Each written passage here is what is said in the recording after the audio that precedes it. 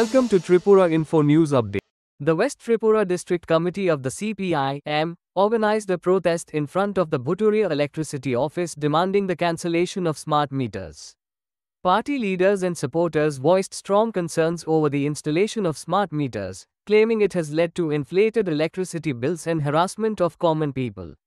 The protest meeting highlighted the growing public dissatisfaction and urged the government to reconsider its decision. স্থগিত করতে বাধ্য হয়েছে smart meter Mamata Banerjee সরকার। তাহলে কাশ্মীরে বন্ধ হয়েছে, আমাদের কাছে যা খবর 5 থেকে 6টা স্টেটে স্মার্ট মিটার লাগাতে দেয়নি। আরেকটু প্রিপেড সম্পর্কে আমাদের বক্তব্য হলো রাত্র 12টায় বিদ্যুৎ চলে যাবে উইদাউট ওয়ার্নিং। এটা কি করে হয়? তারপরে আবার এটাকে রিকানেকশন চার্জ দিতে হবে। এটা কোন ধরনের নিয়ম? সব ক্ষেত্রে এটা হয় না। মোবাইল না থাকলে চলে, রাত্র 12টা যদি বিদ্যুৎ না থাকে আলো জ্বলবে না, বাথরুমে যেতে পারবে না, ফ্যান ঘুরবে না, যারা এসি ব্যবহার করে তাদের এসি চলবে না। এটা কেমন কথা? কাজে সেখানে গিয়ে এই যে পদ্ধতিটা, এই পদ্ধতিটা ঠিক না। এটা সম্পর্কে আমরা আপত্তি তুলেছি। স্মার্ট মিটার বাতিল করে ডিজিটাল মিটার যেটা ছিল সেই মিটারে ফিরে যাও। সেই মিটারে গিয়ে অ্যাকচুয়াল যা দাম সেই দাম গ্রাহকদের থেকে নাও, কোনো আপত্তি নেই, সেটা নেবে।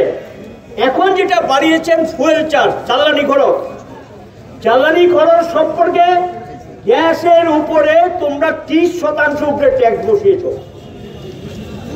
রান্নার গ্যাস থেকে আরম্ভ করে সবকিছু। সেখানে তো একবার পাবলিক ট্যাক্স দিচ্ছে। এখন এই গ্যাসটা যখন ব্যবহার করে বিদ্যুৎ তৈরি হয়, সেখানে গিয়ে এটা সেন্ট্রাল এবং স্টেট গভর্নমেন্ট দুই গভর্নমেন্টেরই এখানে চার্জ বাড়িয়ে দিয়েছেন। আগে ত্রিপুরার ক্ষেত্রে গ্যাসের উপর তেমন কোনো ত্রিপুরা সরকার চার্জ নেয়নি। এটা সেন্ট্রালের একটা ট্যাক্স ছিল আমাদের যে রাজ্যের গ্যাস, এই গ্যাসের উপর। এখন গিয়ে সেন্ট্রাল স্টেট সবাই সেখানে গ্যাসের উপরে চার্জটা বসিয়ে দিয়েছেন। তাহলে গ্যাসের দাম বাড়ানোর ক্ষেত্রে এরকম তো আগেও বেড়েছে।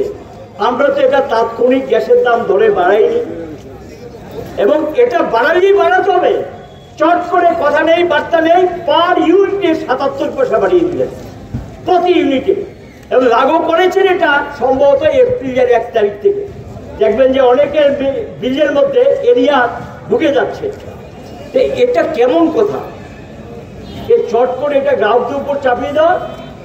চতুর্থ যে প্রশ্নটা, রাজ্য সরকার গ্রাহকদেরকে আগে 40 কোটি টাকা দিতেন সাবসিডি স্ল্যাব হয়। এখন সেই সাবসিডিটা দেওয়া হয় কি?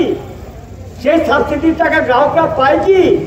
মিনিমাম একটা শো করা হয়, মিনিমাম একটা টাকা শো করা হয় শুধু সাবসিডি খাতে, এবং টোটাল আগে সাবসিডি ক্ষেত্রে রাজ্য সরকার ঠিক করে দিতেন কোন খাতে কোন ধরনের গ্রাহকরা বেশি সাবসিডি পাবেন।